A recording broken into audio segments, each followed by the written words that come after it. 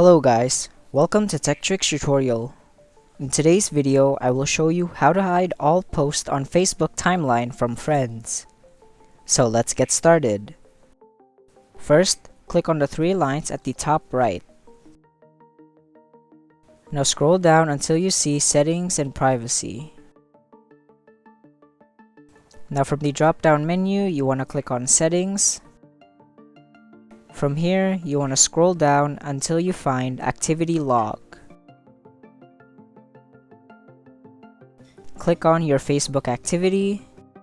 Then from the drop-down menu, you're going to head over to Posts. Then click on Manage Posts. Once you are here, click on Filters. Then click on Categories. Select your posts, photos, and videos. Now, as you can see, there is nothing here for me as I have not posted anything on this account. However, for you, there should be an all checkbox right here. So you just want to go ahead and tick that.